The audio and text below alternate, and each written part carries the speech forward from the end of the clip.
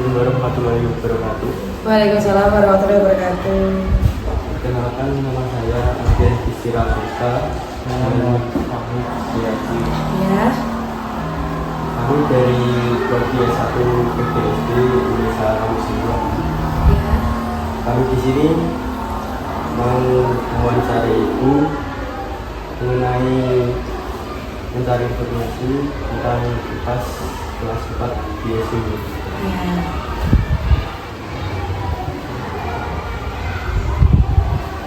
Yang pertama, bagaimana ibu merencanakan pembelajaran sebelum mengajar?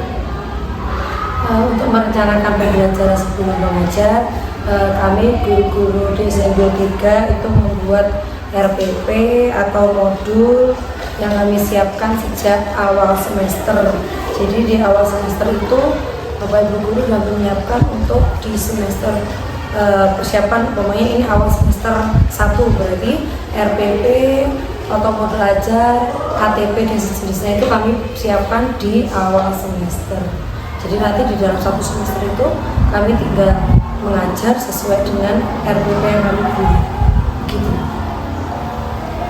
Selanjutnya, model atau metode pembelajaran apa yang digunakan dan juga mengapa?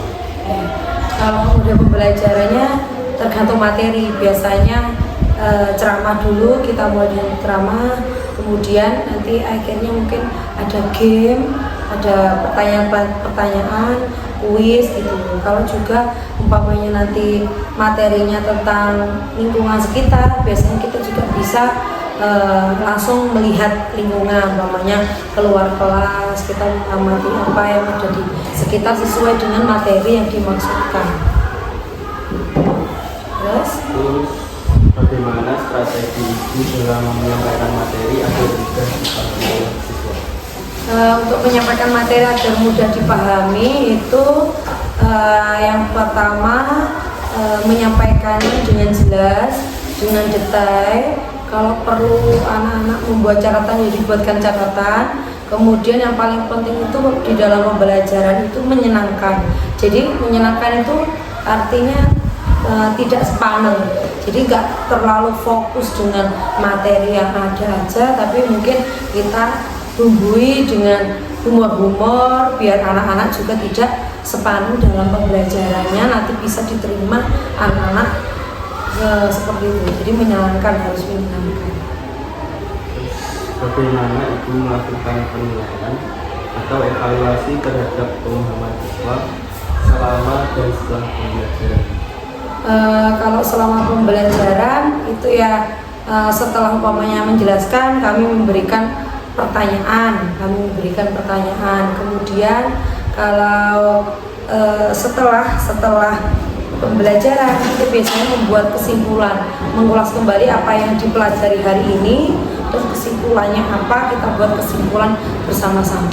Jadi dari situ nanti kita tahu apakah anak-anak itu paham dengan materi yang kita ajarkan hari ini atau tidak.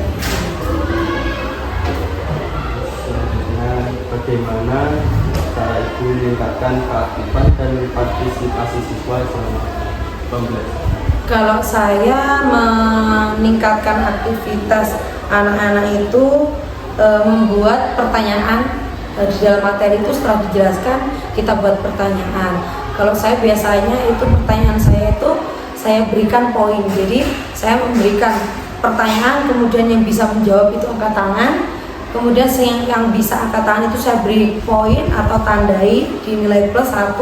Pokoknya benar, dia bisa jawab lagi, angkat tangan lagi, berarti ada poinnya lagi. Jadi seperti itu anak-anak pasti kayak seperti berlomba, oh ya saya belum dapat poin, akhirnya aku bisa jawab seperti itu. Jadi saya begitu biar anak-anak itu aktif. Jadi nanti setelah selesai saya buat pertanyaan dan ada poin, itu nanti saya bacakan ke anak-anak. Untuk poin hari ini didapatkan sih pokoknya Dais dapat 2, ini dapat ini gitu. Jadi anak-anak yang tidak ngacung atau tidak menjawab, otomatis kan namanya tidak disebutkan. Itu nanti besok-besoknya pasti anak-anak mesti mengusulkan lagi, bu, poin lagi bu, begitu. Jadi seperti itu. Yes. Selanjutnya, apa saja kendala yang sering dihadapi selama proses pembelajaran langsung?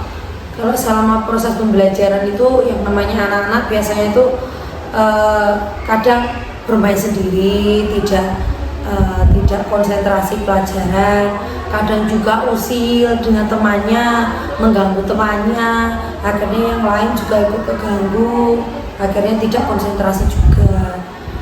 Terus ada yang umpamanya biasanya meminjam punya temennya tapi tidak bilang, akhirnya yang temennya itu akhirnya marah akhirnya membubarkan konsentrasi. Ibaratnya pas lagi asik-asiknya lagi menjelaskan terputus ya karena itu ada anak yang nggak apa-apa, ada anak yang mengganggu itu tadi gitu Mas. Kalau tentang media atau teknologi pembelajaran apakah tetap terkendala? Alhamdulillah kalau di SDN Gunung 3 tidak terkendala. Kalau yang di SD sini tuh yang terutama di kelas 6 dan kelas 5 itu kami punya smart TV yang kecil yang TV 32 in lah, itu di kelas 5 dan 6 itu ada. Terus untuk kelas-kelas yang belum ada, alhamdulillah juga dari Pak Prabowo sudah ada papan interaktif itu yang bisa digunakan secara bergantian dari kelas 1 sampai dengan kelas 4 gitu. Jadi kami sangat terbantu dengan adanya papan interaktif dari Pak Prabowo itu. Semua materinya ada, kita mau lihat YouTube juga ada. Terus kemudian biasanya kalau pakai HP atau pakai laptop itu kita terkendala memori tidak cukup dan sebagainya. Kalau di TV itu memorinya juga lebih banyak, jadi kayak download aplikasi itu juga lebih mudah. Jadi dengan adanya papan interaktif itu juga sangat membantu. Jadi kalau tantangan terbesar yang dihadapi dalam mengajar di kelas, kalau tantangan terbesar yang dihadapi di kelas, alhamdulillah tidak ada. Alhamdulillah semua sudah bisa teratasi, ya hanya ya kayak yang tadi kalian dengarkan itu tiga sebentar aja ada anak yang nangis, teriak, itu yang SD itu pasti ada anak seperti itu. Kelas 4 itu terutama kelas 4 itu memang ada anak seperti itu. Dijarah koncone opo langsung nangis, teriak-teriak seperti itu. Tapi yang nanti didatangi, dikasih tahu gitu aja paling sudah bisa dia. Langsung aja Pak, anak disotek sebentar. Sebentar. Ya seperti itu pokoknya Mas. Lalu apakah ada karakteristik dari siswanya itu sendiri yang mengalami proses pembelajaran? Kalau karakteristik siswa yang jelas ya terpengaruh kan anak itu karakteristiknya kan sendiri-sendiri. Kalau biasanya ada karakter yang malu itu biasanya anaknya kan cenderung diam. Dari diamnya itu kan kita nggak tahu dia itu diamnya itu diam memang dia itu nggak mudeng apa dia itu diamnya itu mudeng. Dan anak-anak yang karakteristik seperti itu kan nggak berani tanya, jadi ya kita terkendalanya ya seperti itu. Makanya kalau nggak tahu tuh tanya atau kadang seperti itu, karena diam ditanya nggak ada pertanyaan nggak ada, ternyata setelah mengerjakan ternyata tidak bisa, karena ya nggak berani bertanya dan sebagainya begitu.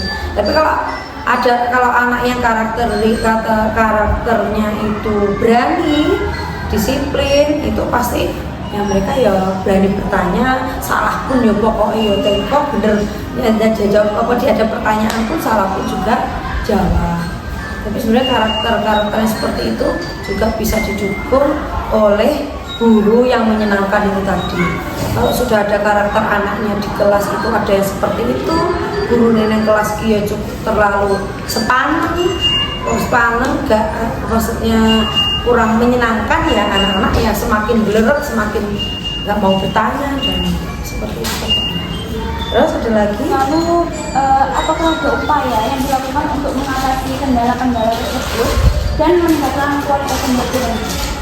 Kalau upayanya jelas sebagai guru harus meningkatkan kualitasnya, kemudian mempelajari hal-hal yang baru dalam dunia pendidikan agar juga kita sebagai guru tidak tertinggal. Kemudian kalau kita mengajarinya dengan sistem mengajar yang modern, anak-anak juga tidak bosan.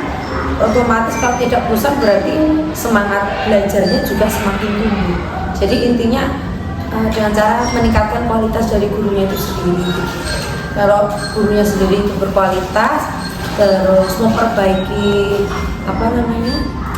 model pembelajarannya, tidak monoton ceramah terus dan sebagainya, otomatis dari anak sendiri kan semakin meningkat pembelajarannya, semakin belajarnya juga semakin meningkat, nilainya otomatis kalau belajarnya meningkat kan nilainya juga akan semakin baik. Begitu. Ada lagi? Sudah? Terima kasih Bu atas informasi yang telah diberikan di Ya. teman-teman mengucapkan Terima kasih dan maaf. Iya, tidak apa-apa. Sama-sama, saya juga terima kasih ya, senang bisa berbagi, adanya berbagi ya seperti ini.